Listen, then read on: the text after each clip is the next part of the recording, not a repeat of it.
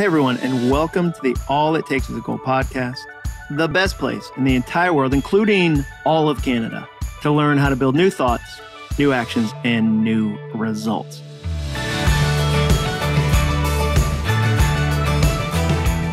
I'm your host, Jon Acuff, and today I'm going to tell you the difference between excellence and perfectionism, and then I'll give you 8 ways to spot perfectionism in your own life.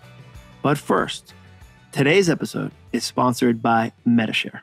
Have you guys ever had buyer's remorse? You know, that feeling of intense regret because the thing you thought you just had to have was only something you used once or twice. For me, it was the time I bought a really expensive road bike because I thought I was going to get into cycling. I proceeded to hang it on the wall in my garage and feel ashamed for 6 months. Well, I know some of you are experiencing buyer's remorse right now for something much more frustrating. You know what I'm talking about. It's the health care you rushed to get during open enrollment last December. Well, I have some good news for you. You've probably heard me talking about our main sponsor for this podcast, Medi-Share, and these guys have the answer to healthcare buyer's remorse. Check this out. Members of Medi-Share save up to 50% or more per month on their healthcare costs. They say the typical family saves up to $500 per month. And here's the best part. You can become a member at any time. So that means it isn't too late to ditch your buyer's remorse and switch to a more affordable healthcare that will save you money and help you sleep better at night. If this is your first time you're hearing about Medi-Share, it is the best alternative to health insurance that allows you to share the burden of medical bills, offers access to 900,000 plus healthcare providers, and has a proven 25-year track record. Plus, in addition to saving hundreds per month as a member of Medi-Share, you will also have access to free telehealth and free telecounseling. You won't find that with any traditional health insurance provider. Guys, it only takes 2 minutes to see how much you could save.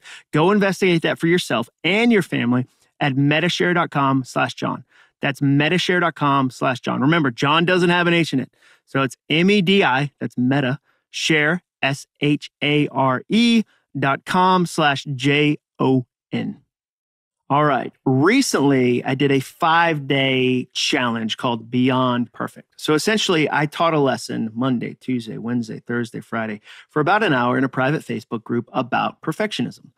It's a topic I've thought about a lot. It's a topic I've researched a lot. And when I was preparing for the challenge, a lot of people asked me, okay, well, what's the difference between excellence and perfectionism? And I think that's a great question. I mean, how do you know if you're dealing with perfectionism versus just a desire for excellence in the things you do? I mean, maybe you're just really detail-oriented, or maybe you like to be excellent in everything you do. You want every little thing lined up. How do you know the difference between when you're kind of stuck in perfectionism and when you're actually dedicated to excellence? So I think there's some really easy ways to tell the difference. The first one is excellence launches, perfectionism lags. Let me say that again. Excellence launches, perfectionism lags. When you're focused on excellence, you hit your deadlines. You finish the project. You publish the book. You stick to the diet. Even if you missed a day or two, or maybe a whole week, you clean out the basement. You launch. When you're struggling with perfectionism, though, you miss the deadline. Perfectionists have a really hard time with the deadline. You end up half writing the book. You quit the diet because you didn't weigh your grilled chicken accurately and don't know the exact calories. You stop cleaning out your basement or your garage because you can't find the perfect containers. Like you went to the container store and you got like 47 different size containers, and then you just realized you added more clutter, not more organization. That's the first difference. Excellence launches, perfectionism lags. The second difference is that excellence energizes, perfectionism drains. Excellence is challenging. It is. It's not easy. I'm not going to lie about that. It's difficult. It can be exhausting at times, but you still walk away with this deep feeling of satisfaction. You're what I call exhausted but elated. That's one of my favorite feelings in the world, where you're exhausted but you're elated. You left it all out there and it fills you up. Excellence energizes. Perfectionism, on the other hand, is just the opposite. It drains you. It leaves you feeling empty. It removes energy. You feel like there's not a single thing you can do. Have you ever gotten to the end of the day and you can't even form a sentence?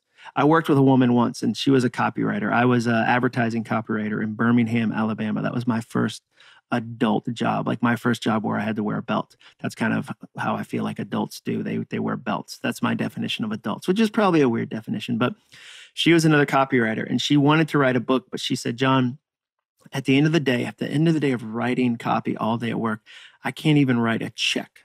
I just aged myself very quickly. Checks. Remember checks? These like little rectangle pieces of paper, they were adorable. But that's the second difference. Excellence energizes. Perfectionism drains. The third difference is that excellence encourages others. Perfectionism discourages others. Excellence encourages others. Perfectionism discourages others. Have you ever worked with someone who was committed to excellence? They were amazing to be around, right? Have you ever worked with someone who was mired in perfectionism? Just the opposite experience. I mean, my own team can attest to that. I don't have a huge company, but I've got a team. And if I'm struggling with perfectionism, like if I'm in this space where I'm being really perfectionistic, I end up sending the team emails on the weekends about whether we should use an M dash or an N dash in a project we're doing. Like on a Sunday, I'll email them and be like, hey, real quick, guys, I was looking at the details. I noticed that we've got a semicolon down there, and I don't think that's a semicolon in that email. It drives them crazy. It's so discouraging. On the other hand, when I'm focused on excellence, I keep my eyes on what really matters. I give everything I've got, and I don't nitpick everything like crazy. I would say that perfectionists tend to be micromanagers, which is not excellent, by the way. And the problem with a perfectionist as a manager is you never know what they really care about. A perfectionist will give you a list of 10 things, and then you have to kind of guess which on the 10 thing list really matter. And they'll ask you about them a month later and go, hey, did you do thing number 7? And you'd be like, oh, I guess that it was thing number 4. Shoot. Now, those are 3 really simple differences between excellence and perfectionism. But why do we even talk about it? Why am I so invested in talking about perfectionism? Does it really impact us that much? It does. I mean, I've been studying it for years. I even wrote a Wall Street Journal #1 best-selling book about it called Finish. We'll link it in the show notes because babies need shoes. I'm a goal nerd. I've said that on this podcast multiple times, which means I tend to take deep dives into the rascals that get into the way of you accomplishing your goals. I mean, my big heart for what I do is that I think you're capable of more than you think. I think you're capable of more than you think. I think you've got so many gifts, so many abilities, so many possibilities, so many opportunities. And when I look at that and I get excited about going, okay, how can I help you kind of tap into those? I also look at all the things that are going to get into the way. What are the things that are going to get into the way of you being fully you? And one of them is definitely perfectionism. So today I'm going to teach you 8 ways to spot perfectionism in your own life. Just 8 simple ways so that you can say, okay, wow, wait a second. I think I'm in the perfectionistic zone. Like I need to take some steps out, or whoa, I'm taking some baby steps into being a perfectionist. I need to pause for a second and regroup. 8 ways. You ready? Way number 1, perfectionism sets unreasonable expectations. You know that soundtrack that tells you that you should be able to lose 10 pounds the first week of your diet? You know that soundtrack that tells you that you should be making easier progress on the book you're writing? You know that soundtrack that tells you things shouldn't be this complicated? Like it should be easier to declutter one closet, just one closet. That lady on Netflix did it with joy. She decluttered like 50 homes in an hour and you can't do it. One closet? Those soundtracks, that's perfectionism. It always sets wildly unreasonable expectations for any goal you try to accomplish. When I wrote my book Soundtracks, perfectionism told me that I should be able to finish the entire book every time I wrote. Talk about unreasonable. It will also tell you that if you ran 3 days in a row, you should expect to run every day for the rest of your life now. From this moment until you're dead, you have to stay at this exact speed and streak. You can never stop. That's the first thing. First sign, first way to spot perfectionism is look for unreasonable expectations. The second way to spot perfectionism is that perfectionism creates impossible timeframes. If perfectionism can't trip you up with the results, it will trip you up with the speed. I mean, perfectionists will come in and say, yeah, sure. You're making progress, but I mean, you could be making faster progress. I mean, it could always be a little speedier. I'm always surprised when someone tells me that their team is having a hard time adopting a new software system. That's my job. I go around the country speaking to corporations, and they'll occasionally say, hey, we're having a hard time. We're doing this new thing, and the team is having a hard time adopting it. It's been a real problem. And I'll ask them, well, how long have they been using the new one? And they'll say 3 months. And I'll say, well, how long did they use the last one? Like the last way you did things? And they'll say 3 years. And I'll say, what? That's not a fair fight. 3 months versus 3 years. The same thing happens in fitness goals. People will tell me that a diet or an exercise program doesn't work for them. And I'll ask, how long have you been doing it? And they'll say 10 days. And I'll say, how long did it take you to gain the weight? And they'll say 10 years. So you gave yourself 10 years to put on the weight and only 10 days to take it off. So here's a soundtrack I like to use in that situation. Never give the problem a year and the solution a week. Give it time. But perfectionism doesn't like to do that. It always tells you you can meet some impossible time frame. That's what's fascinating. Those first 2 ways you can spot it, it'll give you a huge expectation of what you can accomplish, and then a tiny window to do it. That's when you know you're dealing with perfectionism. The third way to spot it, perfectionism amplifies comparison. If perfectionism can't spin you out by looking at your own results or lack thereof, it will get you obsessed about the results other people are getting. You know that part of you that's tempted to compare yourself to other people, especially online? That's perfectionism. Years ago, I wrote a soundtrack that helped me with this. Here's what it is. Never compare your beginning to someone else's middle. Let me say it again. Never compare your beginning to someone else's middle. When I started this podcast, when I started it, I didn't need to compare myself to Tim Ferriss.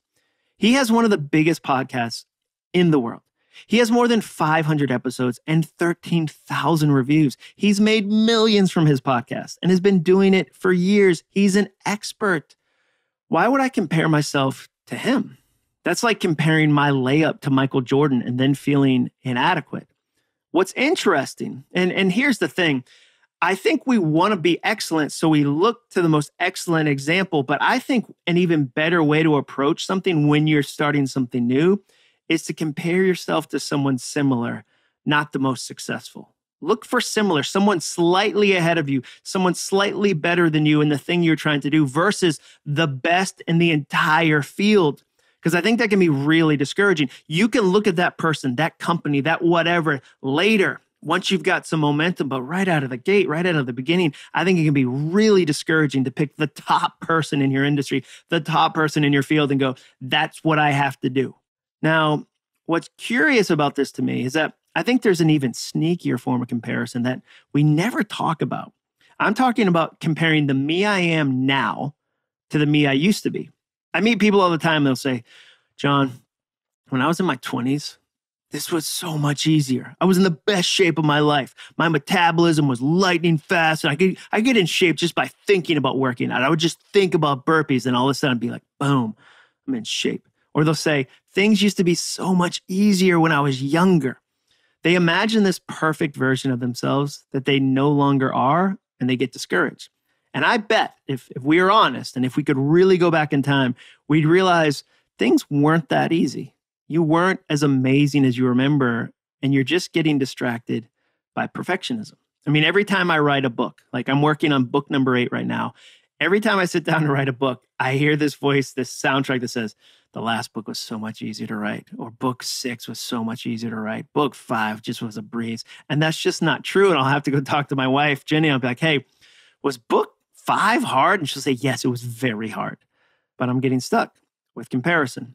The fourth thing that perfectionism does, the fourth way to spot it, is that perfectionism eliminates your ability to celebrate. Perfectionism discourages you from ever celebrating because no victory is ever big enough. You always could have done more. Here's what that looks like in my own life. Let's say that I have 10 things get done on a Monday. I hustle hard. I accomplish all of them, and I actually end up getting 12 things done. My goal was 10, and I ended up getting 12 things done. You would think that I'd be excited, right? You would think that that would be cause for celebration, but then perfectionism slides right in, and instead of saying, congratulations, you exceeded your goal of 10, it says, well, I mean, it's cool. It's cool that you got 12 done, but It would have been even cooler if you got 15 done. I mean, if 12 was possible, 15 was probably too. Do you know what would have happened though if I did get 15 things done? Perfectionism would have said, well, I mean, 15 is nice, but 18 would have been even better. Perfectionism always moves the goalposts. It never allows you to celebrate at the finish line because it just keeps moving the finish line. I'm terrible at celebrating victories. I usually jump right to the next thing without even pausing for a second to admit something good happened, which is a real shame because then you don't get to enjoy the reward of all that hard work. So there's a question for you today. Can you celebrate? Like right now, as you think about the things that have gone well, because something went well in the last year, in the last month, in the last week, are you able to pause and celebrate? If you can't, it might be because of perfectionism. The fifth thing that perfectionism does, the fifth way to spot it, is that perfectionism leads to burnout. Perfect is impossible. Deep down, we all know that. But let's pretend for a second that you achieved it. You wrote the perfect blog post. You had the perfect workout. You perfectly cleaned your kitchen. Whatever you were attempting was perfect. In that moment, perfectionism will try to say that the impossible, the rare, the lottery ticket moment where everything came together is now the new standard. From here on out, that's the expectation. You just have to be perfect every single time. Even saying that out loud, though, is exhausting because you know where it's going to lead. Burnout. If you listen to perfectionism for very long, it always leads to burnout. We all know what that feels like, too. My favorite description of burnout comes from Tolkien in a line that Bilbo Baggins says, because I am such a nerd. I know, right? Here's what Bilbo says. He says, I feel thin, sort of stretched, like butter scraped over too much bread.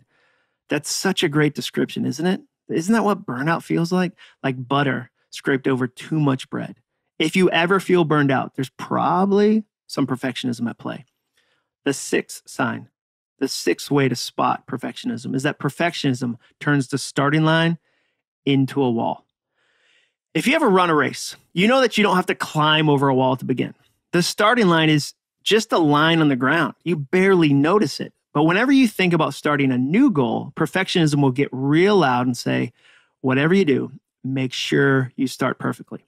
For instance, let's say that you decide to get in shape. That's a great goal. Perfectionism will come in and fire 100 questions at you. Okay, well, what type of exercise are you going to do? Will you join a gym? Which gym? I mean, how many days a week will you go? Do you have the time in your schedule? Where are you going to buy your workout shoes? Better research a few gyms in the area to make sure you don't pick the wrong one. What if you track everything with an app? Which app will you use? There's so many different apps. You should get some sort of watch that monitors your heart rate. Do you have the right supplements? Should you sign up for a race? What if you researched races in a tri-state area before you walked a lap around your neighborhood? I know you want to walk around your neighborhood just to kind of get some fresh air, but what if you did some deep research? If you're going to do this thing, you should do it right. What if you got a stationary bike? Which kind of stationary bike? There's so many different stationary bikes. I just Googled stationary bike for you, and there were 34.5 million results. Perfectionism gets real chatty in moments like that. Can you feel the starting line growing taller and more difficult to get over? Suddenly, what was just a line, I'm going to take a 10-minute walk around the neighborhood, I'm going to get in shape, has turned into this massive barrier of research and doubt. There's a saying in construction, measure twice, cut once. It's pretty self-explanatory. You should measure the thing you're going to cut twice, and then you should cut it once. Perfectionism and overthinking turn that into measure 100 times and then cut. Wait a second. Are you sure you're ready to cut?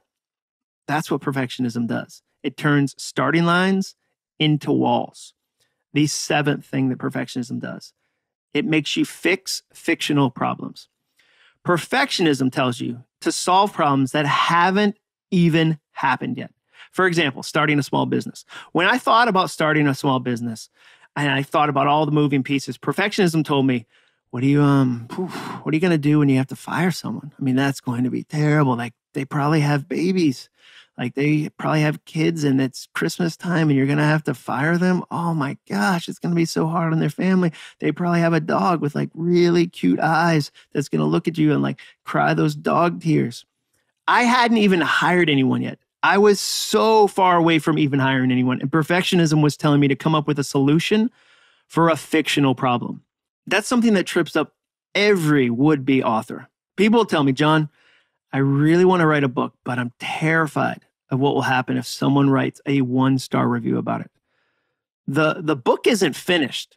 In most cases, the person hasn't even started writing, but every time they even think about writing, perfectionism says, whoa, whoa, whoa, whoa, before you do, you better come up with a perfect plan for how you'll handle criticism from strangers. I guarantee that whenever you think about your goal or your dream, there is some far out fictional problem that perfectionism brings up.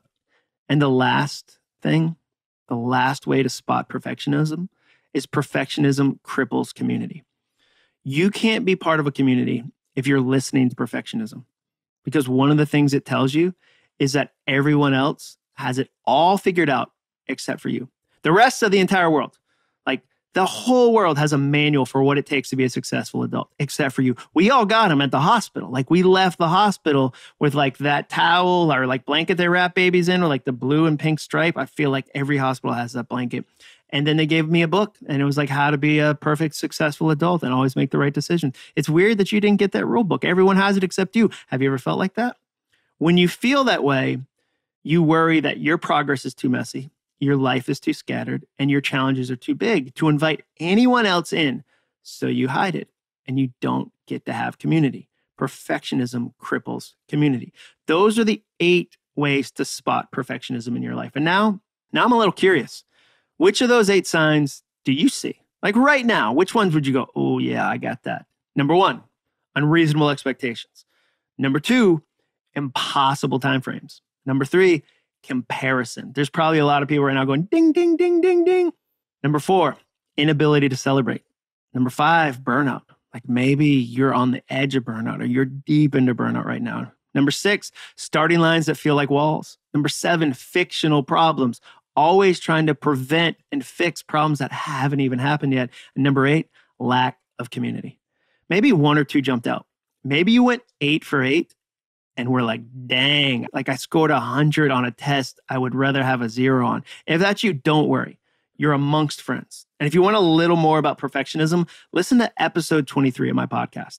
I learned something about perfectionism that completely changed my understanding.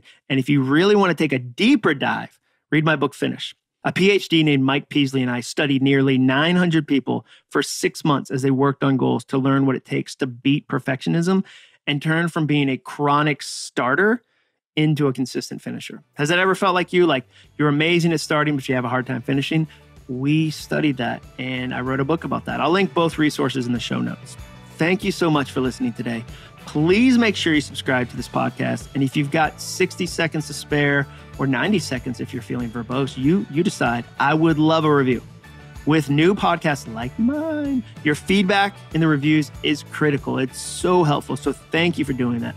I'll see you next week. And remember, all it takes is a goal.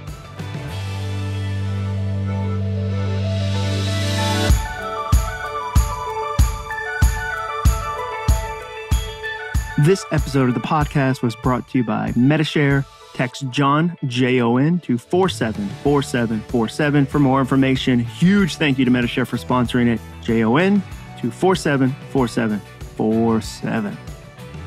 Thanks for listening. To learn more about the All It Takes Is a Goal podcast and to get access to today's show notes, transcript, and exclusive content from Jon Acuff, visit acuff.me/podcast. Thanks again for joining us. Be sure to tune in next week for another episode of the All It Takes Is a Goal podcast.